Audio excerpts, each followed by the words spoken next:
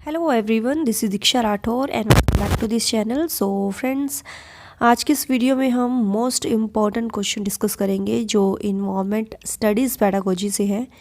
तो जल्दी से वीडियो को लाइक एंड शेयर कर दीजिए और चैनल को सब्सक्राइब कर लीजिए। तो 15 मोस्ट इम्पॉर्टेंट क्वेश्चन है।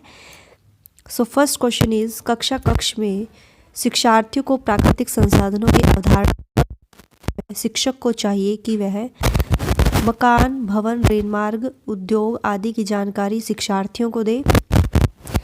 मानव की मानसिक एवं शारीरिक योग्यता और संख्या की जानकारी शिक्षार्थियों को दे। जल या पर्यावरण के प्रति व्यक्तिगत व्यवहार की जानकारी शिक्षार्थियों को दे। तो इसमें जो क्वेश्चन पूछा गया है कि कक्षा इसकी हमें जो है अवधारणा स्पष्ट करानी है, उनका जो कॉन्सेप्ट है वो क्लियर करना है। तो शिक्षक को चाहिए कि वह है। तो इसके ऑप्शंस है, आप देख लीजिए और अपना आंसर लगा लीजिए।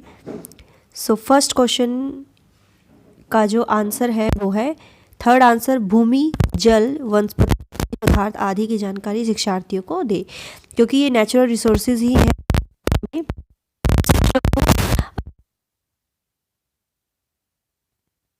चाहिए तो पर थर्ड आंसर।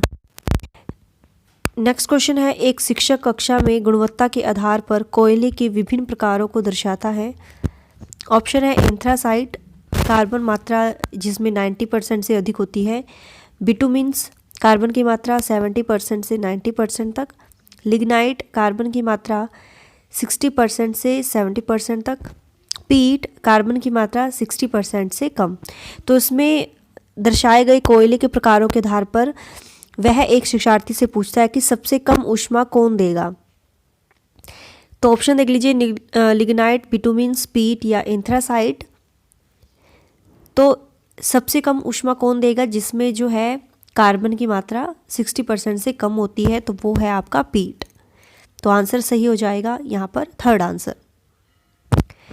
नेक्स्ट क्वेश्चन है, रजनी अपनी कक्षा में शिक्षार्थियों को एक्वेरियम यानी मछली घर दिखाते हुए हवा वाले पंप का लाभ बताती है कि यह पंप एक्वेरियम के पानी को साफ रखता है, पानी में ऑक्सीजन घोलने का काम करता है, इससे निकलने वाले हवा के बुलबुलों के साथ मछलियाँ खेलती हैं, या इससे निकलने वाले हवा के बुलबुले प्रकाश में चमकते हैं। तो थर्ड क्वेश्चन का आंसर क्या होगा कि पानी में ऑक्सीजन घोलने का काम करता है। ठीक है। हमारे देश में निम्नलिखित स्थानों में से कौन सा ठंडा रेगिस्तान है? जैसलमेर, लद्दाख, मेघालय या दार्जिलिंग।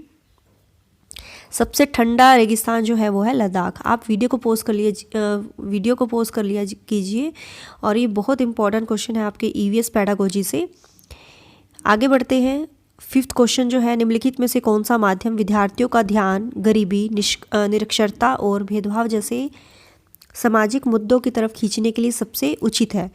विद्यार्थियों से उनके आस पड़ोस में सामाजिक समस्याओं का सर्वे करने तथा उस आंकड़ों की चर्चा उनके सहपाठियों से करने के लिए कहना, विद्यार्थियों को समाज की बुराइयों का एक डायग्राम दिखाना, विद्यार्थियों को सामाजिक बुराइयों पर पोस्टर बनाने के लिए कहना, या समाज की समस्याओं पर एक व्याख्यान देना।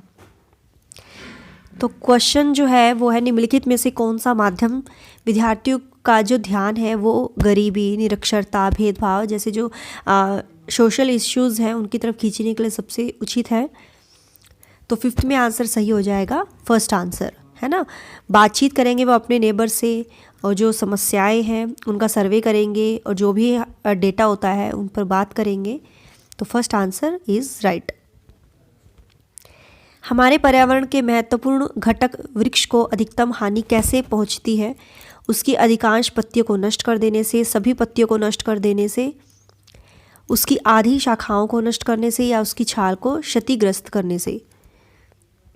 तो सिक्स्थ में आंसर सही हो जाएगा हमारा, उसकी अधिकांश पत्तियों को नष्ट कर देने से। निम्नलिखित में से कौन सा प्राथमिक स्तर पर पर्यावरण अध्ययन के पाठ्यक्रम से मेल खाता है? इससे विद्यार्थियों को इस योग्य बनाना चाहिए कि पर्यावरण को एक सेवा और उत्पाद प्रदान करने वाले स्रोत के रूप में देख सके। इसे ऐसा ज्ञान और कौशल प्राप्त करने पर बल देना चाहिए जो विद्यार्थियों की व्यावसायिक रूप से शक्तिशाली बनने में सहायता करे, या यह पर्यावरणीय सेवाओं और उत्पादों की चिंता करने में समझ होनी चाहिए। इससे विद्यार्थियों को पर्यावरण संसाधनों का उपयोग करके प्रयोग होने वाले नए उत्पादों की खोज करने के लिए प्रेरित करना चाहिए। तो यहाँ पर आप ऑप्शंस पढ़ लीजिए, तो 7 में आंसर सही हो जाएगा 4th आंसर।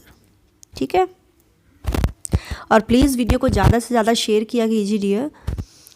जैव उपचारण से तात्पर्य है जीवों द्वारा पर्यावरण से विषैले पदार्थों का निष्कासन करना, रोगाणुओं एवं पीड़कों पर जैविक नियंत्रण करना, शरीर में अंगों का प्रत्यारोपण करना, या सूक्ष्म जीवों की सहायता से रोगों का निदान करना। तो 8th में आंसर सही हो जाएगा जीवों द्वारा पर्यावरण से जो विषैले पदार्थ है उसका निष्कासन करना। ठीक है, उनका जो है उनको कंट्रोल करना। आगे बढ़ते हैं। कक्षा 5th की शिक्षिका के रूप में आप ईंधन के संरक्षण प्रकरण को पढ़ाने के लिए निम्नलिखित में से किस संसाधन के उपयोग को सर्वश्रेष्ठ पाते हैं? संदर्भ पुस्तकें, पोस्टर, समाचार पत्र या पाठ्य पुस्तक? बताइए इसका सही आंसर क्या होगा।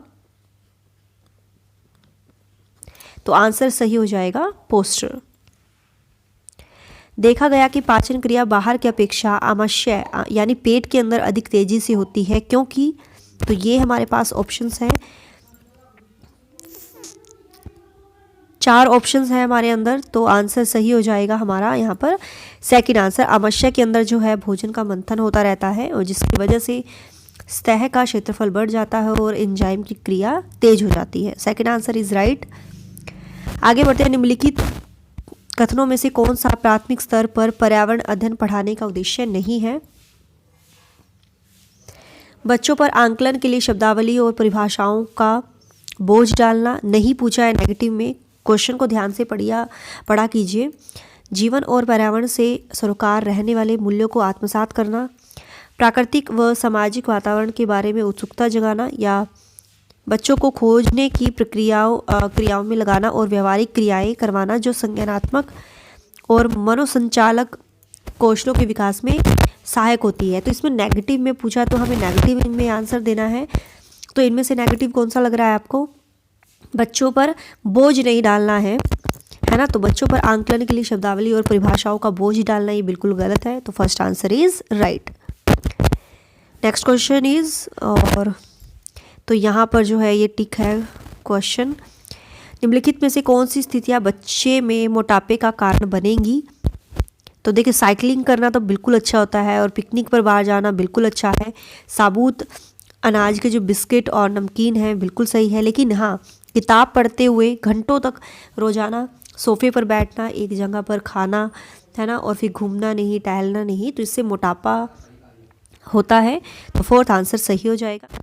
पर्यावरण अध्ययन की पाठ्य पुस्तक में रेलवे टिकट का एक नमूना दिखाना निष्कर्ष पर पहुंचने की बच्चे की कुशलता का विकास कराता है, बच्चों को वास्तविक जानकारी से अंतःक्रिया करने का अवसर देता है, साथ ही अवलोकन की कुशलता का विकास करता है, बच्चों को रेल के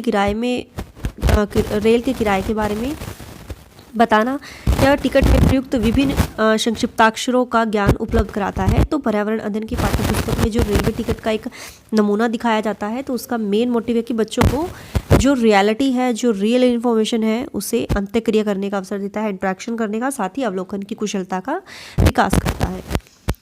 नेक्स्ट क्वेश्चन इज, मिट्टी के घड़ों को बनाकर उन्हें आग में क्यों पकाया जाता है? तो हमारे पास 4 ऑप्शन है। तो जो मिट्टी के घड़े बनते हैं, मिट्टी के बर्तन बनते हैं, उनको आग में क्यों पकाया जाता है? ताकि वो पक्के हो सके, है ना। तो उन्हें पक्का करने के लिए जो है उन्हें आग में पकाया जाता है।